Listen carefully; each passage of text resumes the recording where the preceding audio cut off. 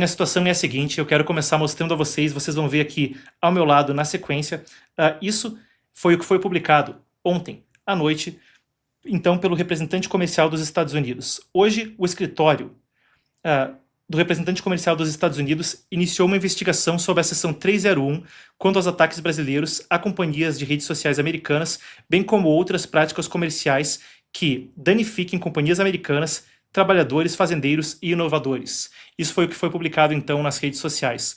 A gente deu uma espiada, abrimos, destrinchamos, lemos e apuramos para você o que diz de fato o documento que traz à tona essa investigação. Explicando brevemente, isso vem a partir da Lei Comercial de 1974 dos Estados Unidos, Lei Comercial de 1974. Essa seção 301 dá ao Executivo a capacidade de realizar investigações e aí, a depender do que acontece, a gente fala mais adiante sobre os desdobramentos. A mesma coisa aconteceu com a China em 2017 e 2018. As rotas são duas. Ou uma resolução amigável, depois, a depender do que a investigação descobrir, se de fato descobrir que há práticas que são consideradas pelos Estados Unidos como discriminatórias, há alguns outros termos ali, mas práticas discriminatórias comerciais, ou tem uma solução amigável, ou pode ter, o que aconteceu com a China em 2017, uma guerra comercial. Vamos primeiro ao que diz o anúncio e depois a gente desdobra os exemplos anteriores. A gente ainda vai ter entrevista a respeito do assunto. Vamos começar com o que diz, então, o anúncio. Vamos lá. Então, a gente tem aqui ao lado alguns trechos que eu pedi que a nossa apuração selecionasse dessa investigação que vem do representante comercial. E começa já falando sobre a questão de redes sociais. Temos aqui, e isso é uma tradução direta, então, do que fala o documento que anuncia essa investigação dos Estados Unidos. Eu vou passar com vocês. Comércio digital e serviços de pagamento eletrônico. Palavras diretas do anúncio da investigação. Evidências indicam que o Brasil se envolve em uma série de atos, políticas e práticas que podem prejudicar a competitividade das empresas americanas envolvidas no comércio digital e nos serviços de pagamento eletrônico. Por exemplo, o Supremo Tribunal Federal Brasileiro votou recentemente para responsabilizar as empresas de redes sociais por postagens ilegais de seus usuários. Ele fala da derrubada do recente julgamento das redes, da derrubada do artigo 19 do Marco Civil da Internet. Voltando, mesmo na ausência de uma ordem judicial para remover esse conteúdo, mas inclui no âmbito dessas postagens, aspas, ilegais, uma ampla gama de discursos, incluindo discursos políticos. Esse regime poderia desencadear a remoção preventiva de conteúdo e restrições a uma ampla gama de discursos, bem como aumentar significativamente o risco de prejuízo econômico para as empresas de mídia social dos Estados Unidos. Além disso, os tribunais brasileiros emitiram ordens secretas instruindo as empresas de redes sociais dos Estados Unidos a censurar milhares de postagens e remover de suas plataformas dezenas de críticos políticos, incluindo cidadãos americanos por discursos legais em solo americano. Quando empresas americanas e com sede nos Estados Unidos se recusaram a cumprir essas ordens, os tribunais brasileiros impuseram multas substanciais a empresas americanas com sedes nos Estados Unidos, ordenaram a suspensão de plataformas americanas e com sede nos Estados Unidos no Brasil e ameaçaram executivos de empresas americanas com sede nos Estados Unidos com prisão ou processo criminal. Presumivelmente se refere aí à questão com a rede social X de Elon Musk. Continuou o anúncio. De maneira mais geral, as evidências indicam que esses atos, políticas e práticas podem prejudicar a competitividade de empresas americanas envolvidas no comércio digital e nos serviços de pagamento eletrônico, restringindo a capacidade das empresas americanas de prestar serviço ou se envolver em práticas comerciais normais. Basicamente, o anúncio fala sobre esse ponto que o que acontece é que a forma como o Brasil trata as redes sociais pode de fato configurar, então, uma questão discriminatória sujeita a ações americanas sob a Lei Comercial de 1974. Vale a pena a gente passar, a coisa se estende, mas a gente ainda endereça alguns dos outros pontos que vêm à tona. A gente tem aqui tarifas preferenciais injustas do Brasil, seção B. Diz aqui, o Brasil reduziu as tarifas de forma injusta e preferencial ao celebrar acordos comerciais preferenciais de âmbito parcial com certos grandes parceiros comerciais, prejudicando os Estados Unidos ao aplicar tarifas mais altas às importações americanas. E cita em particular a Índia e o México. Esse é um contexto mais complexo de entender, que passa também pela Organização Mundial do Comércio e pelo que eles chamam de MPF, ou melhor dizendo, MFP, Most Favored, MFN, estou aqui me embolando todo, pessoal, MFN, Most Favored Nation, que significa basicamente que se as organizações, se os países estão na Organização Mundial do Comércio e sujeitos ao status de nação mais favorecida, ou MFN na sigla em inglês, então se exige que haja paridade de condições comerciais com os diferentes parceiros. Mas existem aí alguns limites nos quais dá para dançar numa margem. Quando a gente fala de tarifas dentro do status de nação mais favorecida, existe uma margem, limite para cima ou para baixo disso aí. Cita-se aqui, então, no anúncio da investigação. O Brasil tinha uma taxa média simples MFN aplicada de 12,2%, em comparação com a taxa média simples MFN dos Estados Unidos de 3,3%, falando então que, dentro dessa margem, o Brasil está cerca de 4 vezes acima, e compara isso, citando injustiça, com Índia e México. Terceiro ponto, aplicação da legislação anticorrupção. Diz aqui, evidências sugerem que os esforços do Brasil no combate à corrupção enfraqueceram consideravelmente em algumas áreas. Por exemplo, relatórios indicam que promotores se envolveram em acordos opacos para conceder clemência a empresas envolvidas em corrupção e indicam conflitos de interesse em decisões judiciais. Em um caso altamente divulgado envolvendo suborno de funcionários públicos para projetos públicos e lavagem de dinheiro, as decisões de um juiz da Suprema Corte de anular as condenações geraram críticas generalizadas.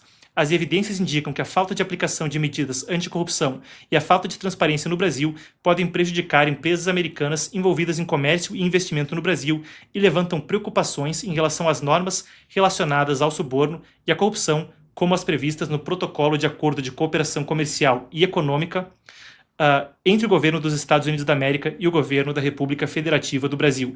E cita-se aqui outras provisões legais.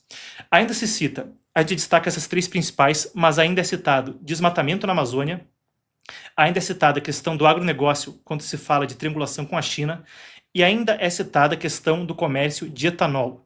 Esses são os 3 tópicos principais que compõem esse anúncio de investigação sobre as práticas comerciais do Brasil. Eu gostaria de passar ainda, a gente tem aqui, fala-se de um caso bem publicizado a respeito do assunto, e a gente deve ter aqui o anúncio que vem do Departamento de Justiça dos Estados Unidos. Temos aqui? Muito bem, não temos então o que vem do anúncio do Departamento de Justiça dos Estados Unidos, mas era um caso que a gente resgatava lá atrás da Odebrecht e da Braskem. Quando se fala de um caso bem publicizado de subornos, basicamente, muito possível, a gente especula aqui, mas a inferência óbvia é que se está falando de Odebrecht e Braskem e dos subornos que envolviam então os governos petistas no passado e outros governos em mais de 20 países. O caso, claro, o sítio de Atibaia e o triplex no Guarujá, que levaram o atual presidente Lula da Silva à cadeia, são parte das denúncias que vêm de Marcelo Odebrecht, das confissões que vêm envolvendo o Braskem, Petrobras e muito mais aí. Esse caso envolvia diretamente a questão de lavagem de dinheiro nos Estados Unidos e pode ser considerada uma prática não regular ou uma prática discriminatória, que isso não esteja sendo apurado, como o Departamento de Justiça alegaria depois da confissão que veio de Marcelo Odebrecht. São algumas das coisas que vêm à tona. Aí pode ter 2 formas de se resolver isso, se a investigação concluir que as práticas são de fato discriminatórias. Pode haver uma chamada resolução amigável, os países se conversam, resolvem a questão e fica tudo por isso. Ou, se não for por essa via, pode haver a via de tarifas. Foi o que aconteceu com a China anteriormente. A gente tem aqui, agora sim a gente pode resgatar essa imagem.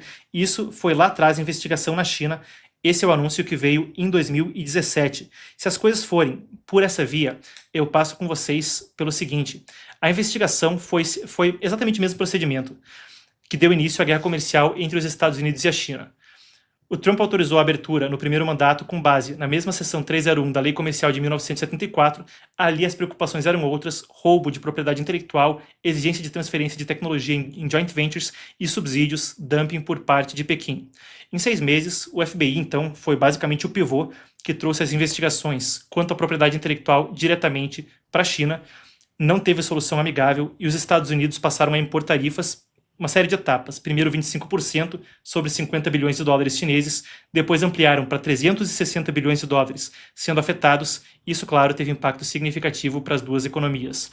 O FMI e o Banco Mundial, de acordo então com essas 2 organizações, as exportações chinesas para os Estados Unidos caíram bilhões de dólares e a atividade econômica da China desacelerou cerca de 1 ponto percentual no crescimento do PIB já no primeiro ano, e são tarifas que, vale acrescentar, Biden não deixou de impor sobre a China. Trump até usou isso como discurso de campanha, falava que era lucrativo demais e eles não conseguiam parar de aplicar, então, essas tarifas. Para entender mais o caso, mais um adendo que a gente tem que trazer aqui à tona antes de seguir. Enquanto isso, o governo brasileiro dizia-se, preparava uma carta, a gente tem aqui a carta, já foi até enviada, segundo se relatou na imprensa. Se a gente tem, podemos colocar aqui ao meu lado, foi enviada uma carta do governo brasileiro, também com o vice-presidente Geraldo Alckmin como um dos signatários, para o presidente Donald Trump, tentando reverter as tarifas de 50% sobre produtos brasileiros. Isso foi horas atrás. Segundo o G1, o documento é assinado por Alckmin, Mauro Vieira também, então, o chanceler. Aqui a minha apuração ainda está antiga, ele foi enviado agora há pouco, mas a gente tem aí a carta. Foi enviado, então, pela embaixadora Maria Luísa Viotti. Lula já aprovou o texto. Na carta, o Brasil pede a manutenção do diálogo, novas reuniões sobre o tema e uma resposta a dados comerciais enviados em maio, ainda sem retorno. O argumento do governo brasileiro é que a relação é superavitária para os Estados Unidos e não haveria, então, essa situação, a necessidade dessas tarifas. Isso envolve debates mais amplos e, para compreender eles, eu converso na sequência com o ex-chanceler brasileiro entre 2019 e 2021, Ernesto Araújo, também analista político. Fortuito, então, estamos com uma fonte primária e também uma pessoa que vai poder nos dar uma opinião como especialista. Vamos lá, temos Ernesto, então? Muito bem, boa tarde, ministro. Muito boa tarde, Marcos. Que alegria estar com você aqui, com todo mundo da Epoch Times. Bom, perfeito. Vamos lá, então. Eu queria entender com o senhor, primeiro de tudo, a gravidade disso. Você já esteve trabalhando na diplomacia com os Estados Unidos antes mesmo de ser chanceler, e depois, como chanceler no governo anterior, teve a oportunidade de lidar de forma muito próxima com a administração Trump. Qual é a gravidade, qual é o peso que vem com uma investigação como essa da seção 301 sobre a lei comercial? Basicamente, o instrumento mais duro que a legislação americana tem para lidar com um parceiro comercial. É a chamada Super 301, né? Eu estava revendo os dados, ela foi usada um pouco mais de 100 e poucas vezes desde que foi criada em 1974. Mas, recentemente, ela tem sido usada muito pouco. Depois que foi criada, na verdade, a OMC, em 1993, ela foi usada muito pouco. Ao Brasil, ela foi aplicada pela última vez no final dos anos 80, quando havia problemas de propriedade intelectual e tal. Então, não é nada corriqueiro, não é nada assim, tá, mais um elemento aqui na relação, não. E é curioso porque eu até chamei a atenção para isso num programa que eu fiz recentemente, no meu canal YouTube, comparando a carta que o presidente Trump mandou para o presidente brasileiro e para vários outros chefes de Estado e de governo na semana passada. Né? O único que tem a 301 é o Brasil. Né? O único país que passa a estar nesse conjunto de tarifas, sujeito também a uma investigação na 301, é o Brasil. Né? E a Super 301 ela é muito ampla, né? Ela dá autoridade para o governo americano investigar, claro, dentro, né, daquilo que esteja na jurisdição americana, praticamente tudo. Ações do governo, ações de governos até estaduais ou municipais, ações de qualquer agente econômico que possa, então, distorcer em desfavor dos Estados Unidos as condições de concorrência. Também numa interpretação muito ampla do que são essas condições de concorrência. Então, assim, digamos, a principal, o principal instrumento, não quero usar a palavra arma, né, porque parece que a gente está numa guerra, mas é o principal instrumento comercial para restringir ou né, criar sanções, ou também não gosto da palavra sanções porque ela, né, parece que está numa outra área. Mas, então, resumindo, é o principal instrumento comercial da legislação americana. Muito pouco usado, está sendo usado pelo Brasil, contra o Brasil pela primeira vez em quase 40 anos, né? E permite investigação de tudo que acontece no Brasil, inclusive, né, suspeitas de corrupção, como foi até indicado aí, ou de favorecimento à corrupção e assim por diante. Perfeito, ministro. Uma das questões que eu gostaria de abordar com o senhor nessa questão é como isso pode ser lido em termos do tabuleiro internacional e da estratégia mais ampla do governo de Donald Trump. Os ministros do STF anteriormente citaram que a regulação das redes no Brasil, que é citada como um dos motivos para a investigação, a forma como o Brasil se relaciona com as redes sociais, poderia ser um precedente ou poderia ser uma referência para que houvesse mais regulação das redes no mundo. E, tanto da perspectiva de articulação política, com as redes sociais, as big techs, sendo aliados de primeira hora desse governo de Donald Trump, muito diferente do anterior, até mesmo o discurso que o governo tem feito pedindo por mais liberdade de expressão na Europa, parece que existe um debate mais amplo aí quanto à liberdade ou quanto à forma dos Estados Unidos se relacionar com seus parceiros, como foi com o discurso de J.D. Vance, pedindo, então, por uma semelhança maior às proteções de liberdades como há nos Estados Unidos. Diante dessa circunstância, além da questão da regulação das redes, além dessas investigações que vêm, há o anúncio na segunda-feira de tarifas secundárias sobre os países que fazem comércio com a Rússia, a depender das condições em 50 dias do conflito na Ucrânia. Isso essencialmente coloca os países numa posição de ter que definir posições ou mais próximos dos Estados Unidos e se adequando a algumas dessas demandas da atual administração, ou escolhendo fazer comércio com outros parceiros, China, Rússia, etc. Qual a leitura do senhor a respeito disso? A gente está numa situação onde o governo americano pressiona por um frigir dos ovos e por uma tomada de posição de seus parceiros, na sua avaliação? Sim, sim, pressiona num quadro onde o governo Trump introduz uma nova maneira de se comportar no mundo, né? Onde ele passa a usar o comércio dentro de uma estratégia de estrutura de poder mundial, né? E não restrita ao comércio de bens ou ao comércio agrícola, mas indo para essas novas áreas das redes, da inteligência artificial. Então, tudo isso está no mesmo pacote, né? Vinha há muito tempo acontecendo uma tendência dos Estados Unidos não usarem seus instrumentos comerciais em áreas que não fossem comerciais, né? Agora isso acabou. Você vê, essa questão da Rússia, claro, os Estados Unidos querem pressionar o Putin a acabar com a guerra na Ucrânia, né? Militarmente e agora também comercialmente, com essa imposição aí possível imposição dos 100% de tarifa secundária, que no fundo é para países que estão indiretamente financiando o esforço de guerra russo.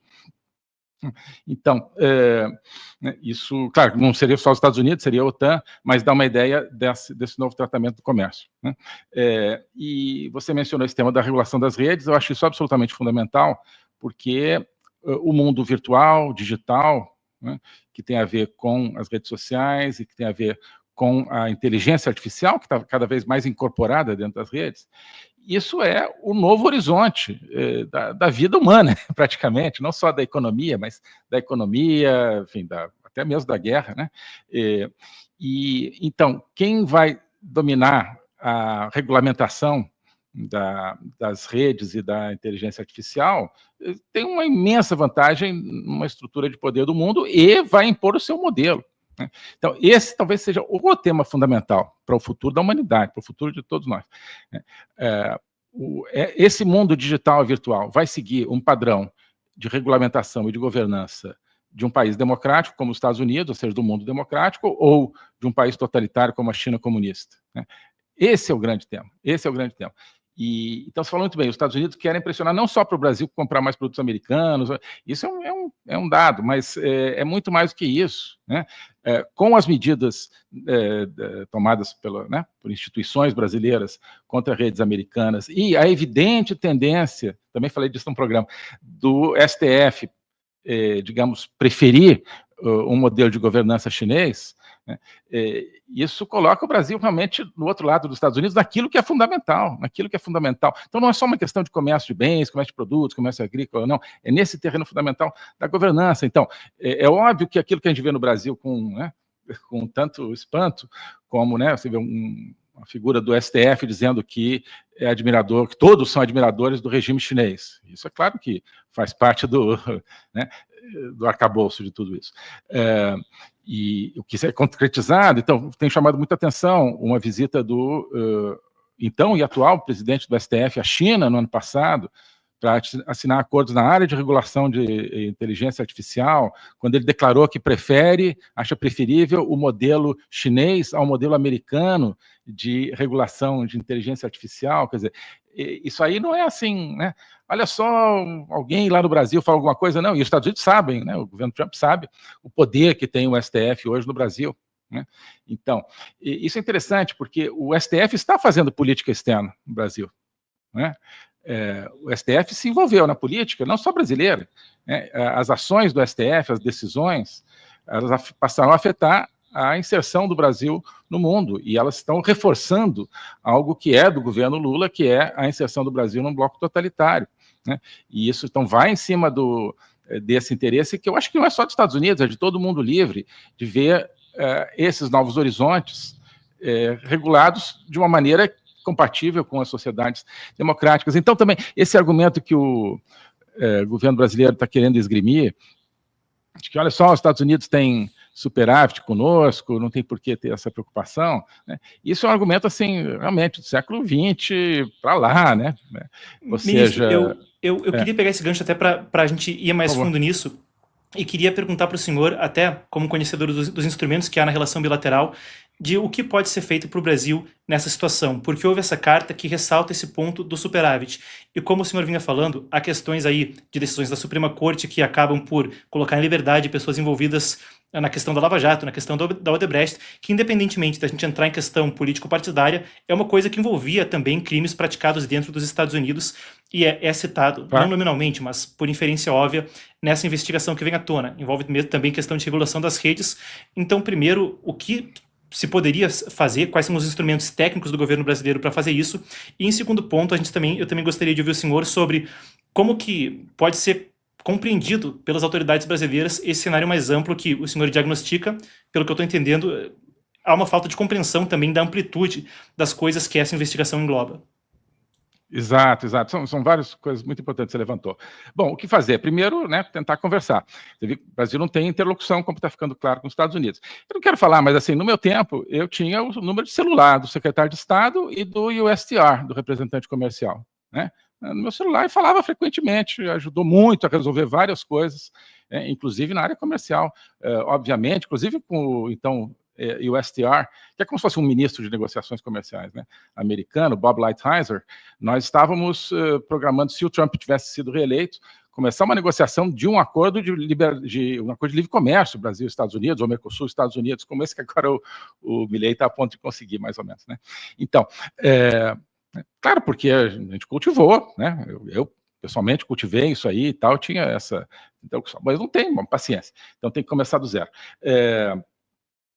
E agora, o Trump, ele tem a sua maneira de negociar, né? E eu acho que estou vendo que o Brasil está querendo enquadrar a negociação, tentando enquadrar a negociação apenas nesse aspecto comercial. Olha só, nós temos superávit e tal. Isso não vai funcionar, isso é óbvio, né? O Trump deixou muito claro na carta qual é o cardápio da negociação, né?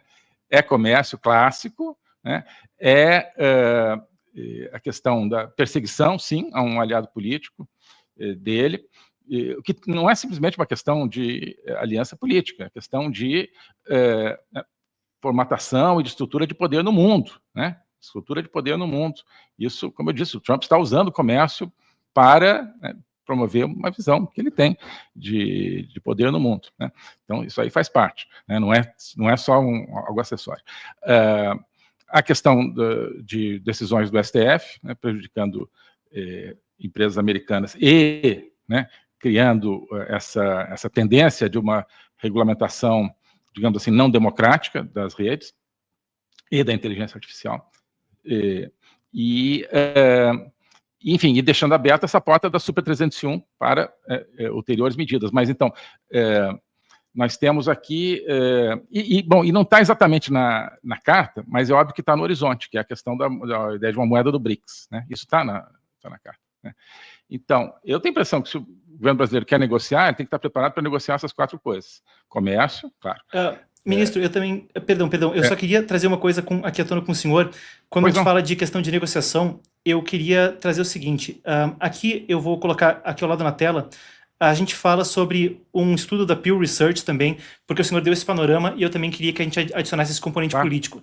Mas a gente tem aqui, então, também um estudo da Pew Research falando sobre uma visão mais negativa do Trump após a questão das tarifas, substancialmente mais negativa quanto ao Trump, e também essa é uma última pesquisa Genial Quest que foi publicada no dia 14 de julho, então na segunda-feira agora, e que mostra uma pequena melhora na popularidade do presidente Lula. E há especulação de que isso possa, internacionalmente, num âmbito global, mas também dentro da política brasileira, ter meio que um efeito Mark Carney com o que aconteceu no Canadá, onde o Pierre Poilievre, o conservador, liderava as pesquisas, e depois que houve a tensão com os Estados Unidos, o esquerdista ganhou mais terreno com um discurso de combater o Trump, com o temor que o conservador fosse mais próximo dele. Então eu também gostaria que o senhor comentasse esse tabuleiro internacional quando a gente fala de favorabilidade aos Estados Unidos no encalço das tarifas e quando a gente fala também de um ambiente interno onde, bom, o Brasil estaria diante de um cenário onde isso pode dar mais popularidade para o governo ou com o tempo mais dilatado, ao contrário do que foi no Canadá, aí um mês antes da eleição, poderia ter mais água para correr. Qual a perspectiva do senhor?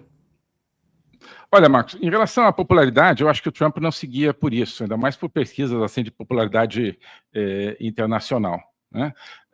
Obama era muito popular, o único presidente americano que foi popular em tempos recentes, e foi um presidente que enfraqueceu tremendamente os Estados Unidos, né? Se você fosse olhar no mundo, tá ótimo e tal. Então, é claro que os totalitários querem Estados Unidos fraco, né, no mundo, e quem gosta de liberdade deveria querer os Estados Unidos um pouco mais forte. Mas, enfim. Então, isso é um dado da realidade, enfim, popularidade internacional. Quando um presidente americano né, ele tenta impor o poder dos Estados Unidos, né, a favor, eu acho que sim, a favor de um mundo livre. É claro que as forças totalitárias, que têm muita influência na mídia mundial e, portanto, na opinião pública, vão tentar rebater isso. Então, acho que isso não é o dado. Em relação ao Brasil, eu vi essas comparações, claro, com o Canadá. Eu acho que é muito diferente, porque a direita canadense, o Partido Conservador canadense, não tinha nenhuma figura como o presidente Bolsonaro que tenha tido essa ligação com o presidente Trump, uma ligação que foi construída não do nada, né, mas construída por uma relação muito sólida, que eu me orgulho de ter ajudado a construir lá em 2019, 2020, começo de 2021. Então, é muito diferente, né? A ideia de ter um aliado político, o Trump é muito personalista nessa ideia, olha, esse aqui é meu aliado, ele está colocando isso, né? E em relação a, sim, então, reforça talvez circunstancialmente um pouco o perfil do Lula, mas acho que o Trump não está pensando nisso, acho que ele está pensando em longo prazo, né, na relação com o Brasil e na relação com o mundo. O Brasil se tornou uma frente fundamental para o que ele está tentando fazer no mundo, né, que é mudar, no fundo, as diretrizes do relacionamento, né, e mudar a marcha do mundo, que eu acho que estava vindo rumo a um modelo totalitário. Ele quer mudar isso aí. Então, o Brasil digamos, é uma das principais frentes, acho que hoje, do que o Trump está tentando fazer no mundo, junto com o Oriente Médio e Ucrânia, Rússia, né? Então, ele não vai estar preocupado assim, se nesse primeiro momento o Lula está um pouco mais reforçado ou não. Isso não vai ser argumento, acho que, para o que o Trump está querendo, né? Porque isso tudo está acontecendo, claro, tem a questão de, né, figuras brasileiras que estão nos Estados Unidos, que têm falado muito sobre isso, né? Eduardo Bolsonaro e o Paulo Figueiredo, mas se trata de medidas americanas, que estão sendo tomadas pelo governo dos Estados Unidos de acordo com uma estratégia americana, com uma estratégia do governo Trump, né? Então, a popularidade do Lula é outra coisa. Eu tenho visto muito também esse argumento, que é correlacionado a esse, né, de que essas tarifas, essas medidas vão colocar o Brasil no colo da China. Ora, o Brasil já está assim, né, aconchegado no colo da China. E, né, gostaria de estar mais, talvez, esse governo, mas já está, né? Já está lá. Então, isso não é um argumento que eu acho que vai mobilizar o próprio Trump, né? Ele sabe disso e não, né, acho que ele não gostaria de ver um potencial aliado como o Brasil identificado com o bloco totalitário, como está hoje o Brasil. Mas qual é a saída? Deixar tudo como está? Né? Qual é a alternativa? Deixar tudo como está? Né? O Brasil vai continuar sendo cada vez mais um espaço de influência total chinesa. Então, né, eu acho que esse argumento também não se coloca. Quer dizer, o Trump não está fazendo cálculos, eu acho, como se fosse um político do centrão do Brasil. Não está. Eu acho que isso as pessoas vão começar a ver. Bom, perfeito. Sempre um prazer receber o senhor, então, ministro. Muito obrigado pela presença. Uma honra para a gente que você tenha comparecido ao programa. Você que está assistindo pode também conhecer mais do trabalho do Ernesto nas redes. É a hora agora, ministro. Fica o convite para convidar o pessoal para conhecer teu trabalho. Muito obrigado, Marcos. Antes disso, parabéns pelo seu trabalho, pelo trabalho da Epoch Times.